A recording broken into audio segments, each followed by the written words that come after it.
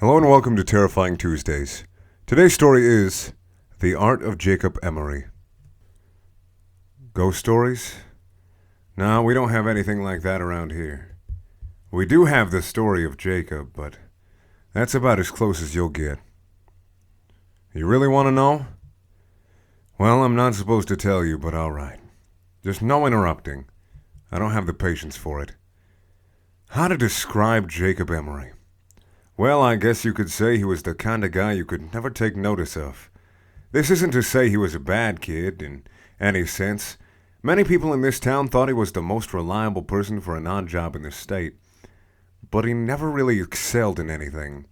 He was living proof behind the statement, jack of all trades, ace of none. Most of this was due to his own lack of will. He dabbled in damn near everything this town could offer him. Automobiles, radio operation, store management, what have you. But he never stuck with anything. His friends and workers went after him about it a number of times, but everybody got the same unsatisfying response. It just wasn't enough. Needless to say, any friends he kept were either very patient or never spoke of the matter altogether. It was probably inevitable then that Jacob would leave to go abroad. I don't remember where he went, but I think Gertrude down the street knew before she passed on. You'll have to scout out someone else if you ever get curious. In any case, no one even tried to stop him. Everybody thought that a little travel would stamp the ambition out of him, or else feed it until it was no longer an issue. Hell, we even gave him a sending-off party, which I thought was pretty nice of everybody. So anyway, he was gone for 7 years? Can't remember. You'll have to check with someone else about that too.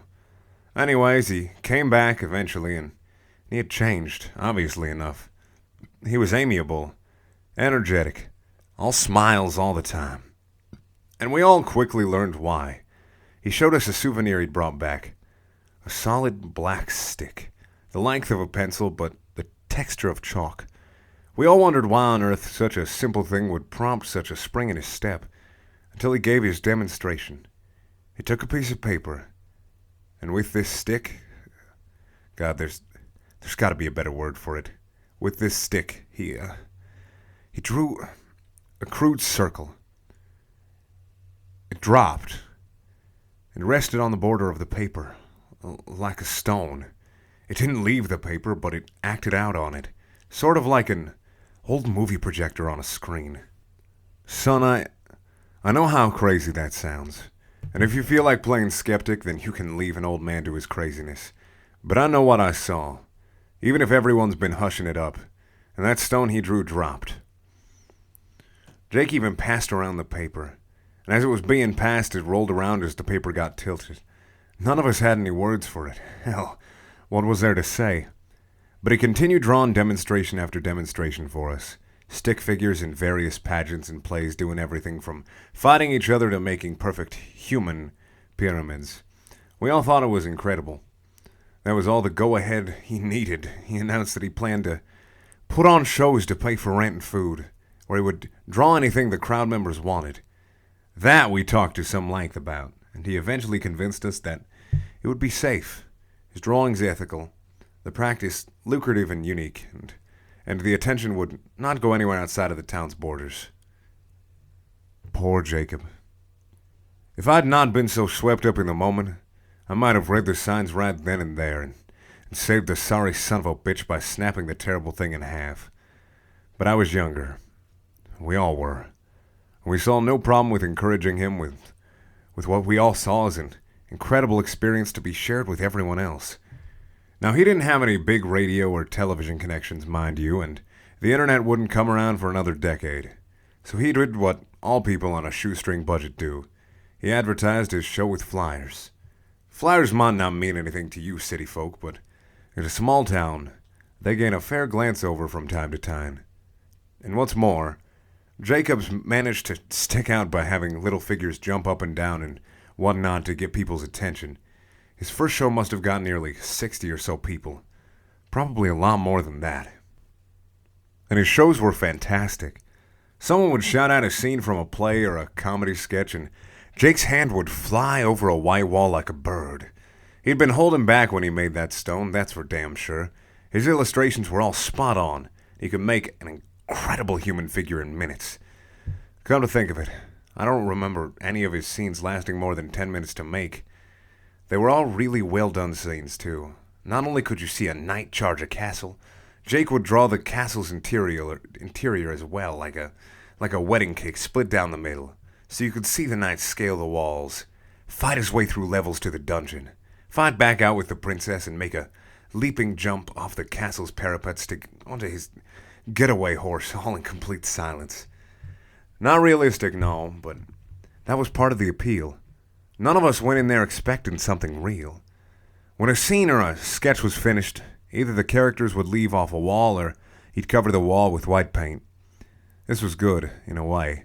It gave these shows a time limit, so that when he'd finished with all the 4 walls in the room, everyone knew the show was over until the paint dried.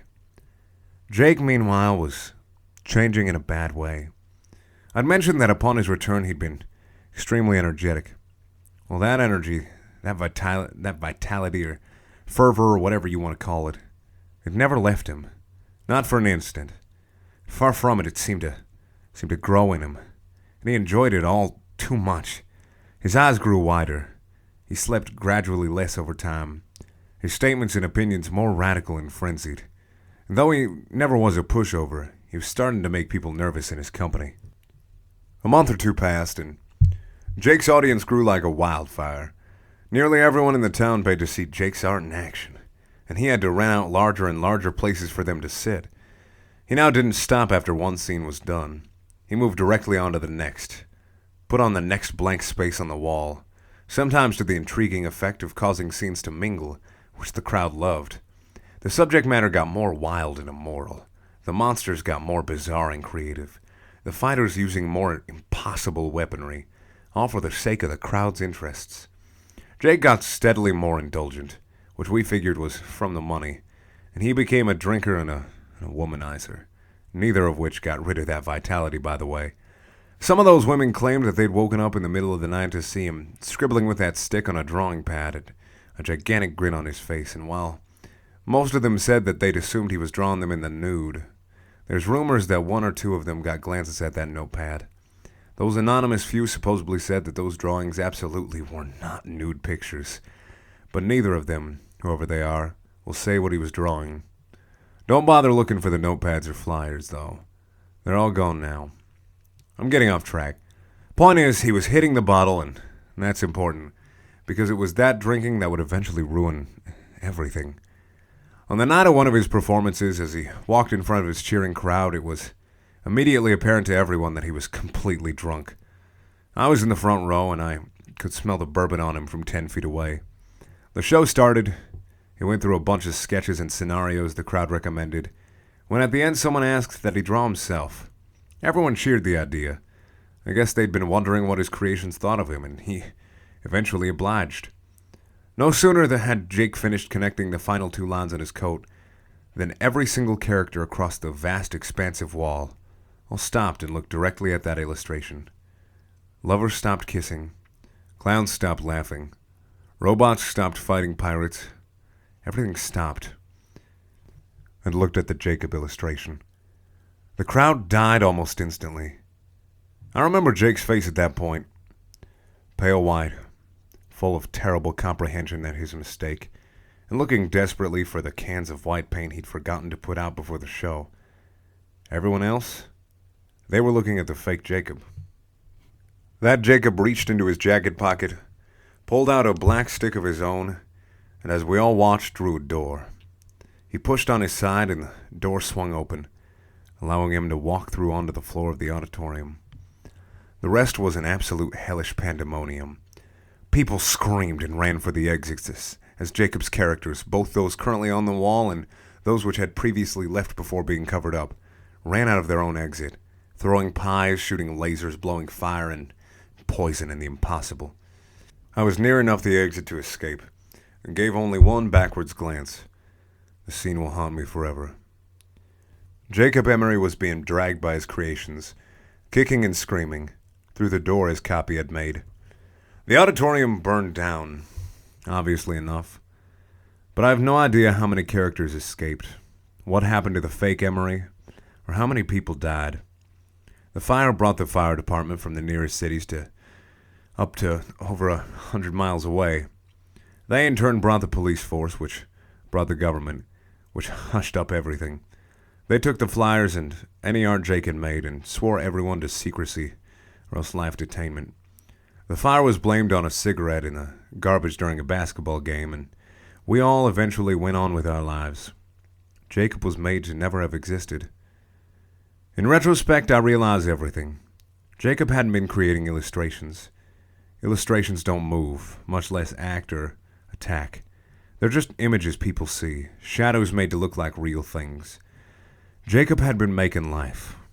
Actual thinking things in some alternate dimension, using a power that was never meant to fall to mortal hands. He got drunk on his power. His punishment was probably well-deserved. Incidentally, the government screwed up on 2 different accounts. They did a damn good job silencing everyone, but proof remains. The ruins are still there, you know. The auditorium's ruins. I hear they're going to start reconstruction soon, which will wipe out any remaining evidence someone can definitely see. But I went back there once, several years after the fire, just once.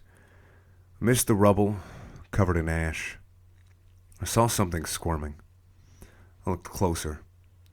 It was Jacob Emory's hand on the wall, exactly like it had been 3 years ago. Sweaty but calloused, I remember. But it was constantly flailing, as if the body it was supposed to be attached to was still writhing in flames. That was mistake number 1. Number 2 was those creations. Like I said, I don't know how many escaped, nor how many the government agents found and caught, but I will say only this. Those tall grass meadows in the outskirts of town, don't go into them. Ever. You were asking about those white figures you've seen at night, right? This town doesn't have ghost stories. Thank you for watching. Please, check out my other videos. They're also things.